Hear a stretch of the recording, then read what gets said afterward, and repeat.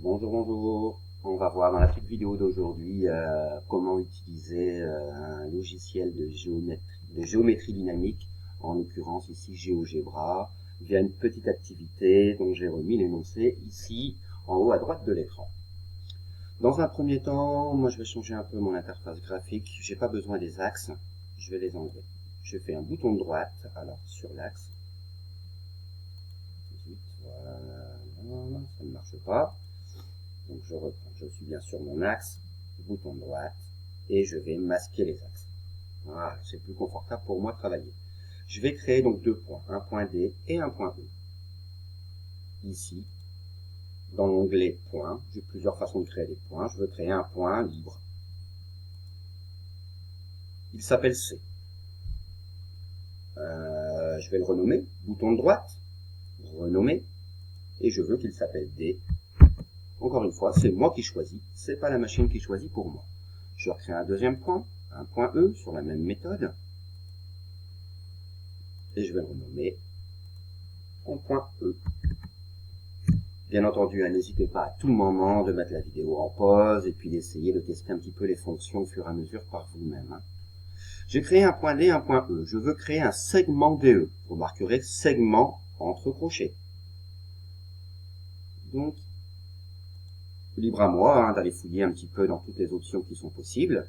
Et je vois ici une option segment. Donc, je veux un segment qui relie mon point D à mon point E. J'ai tracé mon segment. Je veux maintenant le masquer pour continuer le TP. Donc, je vais sélectionner mon segment et avec un bouton de droite, je vais demander afficher l'objet. Donc, il l'a caché. D'accord? Il a enlevé l'affichage.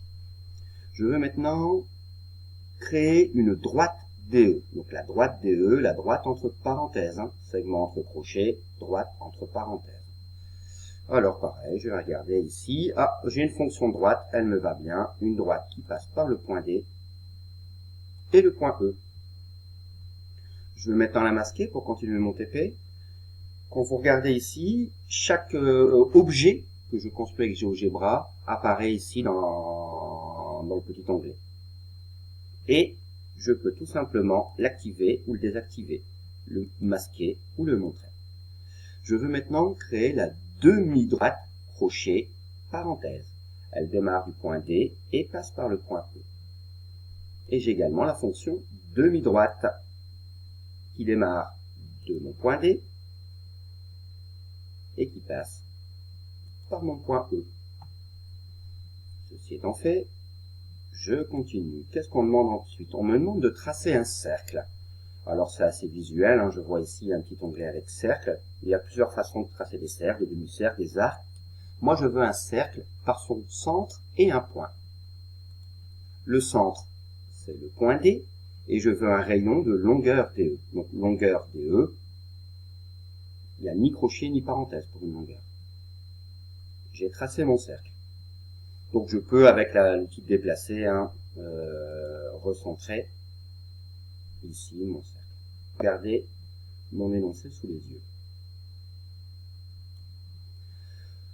Comme j'ai mis dans la petite remarque du TP, à tout moment, je peux déplacer mes points. Et vous voyez que GeoGebra me conserve les propriétés que je lui ai demandées. On peut vérifier notamment pour le segment, pour la droite et la demi-droite. Je peux à tout moment déplacer mes points. Toutes mes propriétés se conserver. C'est ce qu'on appelle la fonction dynamique. On est bien sur la géométrie qui est dynamique, qui est en mouvement, qui peut être en mouvement en conservant toutes ces propriétés mathématiques et géométriques qu'on a fixées. Alors, la suite du TP, qu'est-ce qu'on nous demande? On nous demande de créer un troisième point. Un point F, non aligné avec les points E et 2. Donc un point F qui n'appartient pas à la droite DE. On s'est créé un point maintenant, ça n'a pas de souci, plus de secret pour nous. Nommer, et je vais créer donc mon point F. Il est fait. Qu'est-ce qu'on nous demande? On nous demande de créer un polygone DEF. Alors pour créer mon polygone, je pourrais relier chaque point par des segments. C'est une façon de faire. Il y a une fonction qui est plus pratique. Il y a la fonction polygone. Et donc je vais créer mon polygone. Je pourrais créer n'importe quel polygone, hein, mais ici je veux mon polygone DEF. On nous demande la nature. Donc polygone veut dire figure à plusieurs côtés. Ici j'ai 3 côtés, donc on est bien d'accord. La question était toute simple. On a donc un triangle. 3 côtés, triangle. Ensuite, alors juste entre nous, si je fais un clic droit et je clique sur propriété, ici je vais pouvoir changer les traits, je vais pouvoir changer la couleur, je vais pouvoir mettre en plus foncé, le mettre en vert, en bleu. Là je vous laisse regarder par vous-même. Hein. Si vous souhaitez changer un petit peu les couleurs et les styles de traits. Donc tout simplement, bouton de droite, propriété. Je vous laisse regarder ça par vous-même. Ensuite, alors, qu'est-ce qu'on nous demande dans le TP? On nous demande de masquer le polygone. Je vais masquer mon polygone et il me faut créer une droite D1 parallèle à la droite DE et qui passe par le point F.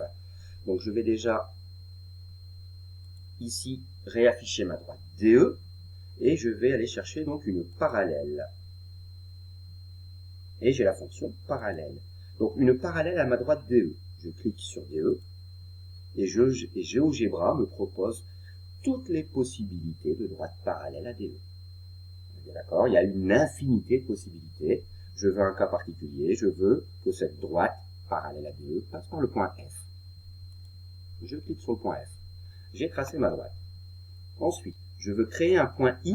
Je vais aller un petit peu au hasard, je vais faire un point, je vais aller un petit peu au hasard, je vais faire un point I. On est bien d'accord, on ne va jamais au hasard en mathématiques, et d'autant plus l'informatique le fait pour nous. Et donc je vais créer un point ici. Alors attendez, j'ai milieu centre. Je veux donc le milieu du segment DE. Je clique sur le point D et sur le point E. GeoGebra me construit mon point. Ce point, je veux qu'il s'appelle I. Je continue. Alors, j'ai pas renommé ma droite ici. Cette droite s'appelle D1. Renommer D1. Voici. Hein. Il m'a changé la nomination de ma droite. Je veux maintenant, alors toujours, hein, ma fonction dynamique est toujours active. Je veux maintenant tracer une perpendiculaire à DE passant par le point I. Une perpendiculaire à ma droite DE passant par le point I. Ici. Et cette droite s'appelle D2. Alors, je ne sais pas si vous l'avez déjà vu, ça dépend peut-être des niveaux CM1, CM2 ou 6e, mais c'est un nom bien particulier, cette droite, donc qui est perpendiculaire et qui passe par le milieu. On appelle ça la médiatrice. D2 est la médiatrice du segment DE. Si vous ne l'avez pas encore vu, ce n'est pas grave, vous allez le voir prochainement. On continue à avancer, on me dit que cette droite D2 coupe la droite D1 en un point G. Donc je vais créer un point G. Encore une fois, je vais utiliser les fonctions intersection. Donc il y a une fonction qui s'appelle intersection entre ma droite D1, je clique sur D1, et ma droite D2, je clique sur l'objet D2. Et GeoGebra me crée un point qui est donc l'intersection des deux droites que je vais renommer G. Donc on avance, on vous dit maintenant de mesurer, on nous demande de mesurer les longueurs DG et EG. Alors je vais tracer mes segments, DG et EG, et je vais utiliser donc la fonction distance ou longueur. Donc GeoGebra va effectuer les mesures à ma place. Donc je vais demander la longueur de ce segment et la longueur de celui-ci. Alors j'espère que vous le voyez correctement à l'écran. Qu'est-ce qu'on remarque? On remarque que nos longueurs sont égales. Est-ce que c'est vrai dans tous les cas? Alors je vais tenter. Hein. J'utilise toujours la fonction dynamique. Je vais déplacer mes points. Et on remarque qu'on a un rapport d'égalité entre ces deux longueurs qui est conservé. Ce rapport d'égalité, on va le retrouver grâce aux propriétés de la médiatrice. Mais bon, ça, vous verrez ça un petit peu plus tard dans le programme. J'ai perdu le curseur de ma souris. Et qu'est-ce qu'on remarque également? Si on voudrait faire une petite remarque sur le triangle, donc le triangle DEG, j'ai vraiment perdu le curseur de ma souris, c'est dommage.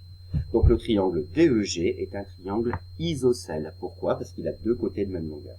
On va dire que le triangle DEG est un triangle isocèle. Il y a une petite erreur dans mon énoncé. Je parle de DEI, j'aurais dû dire DEG. Voilà, c'en est tout pour aujourd'hui.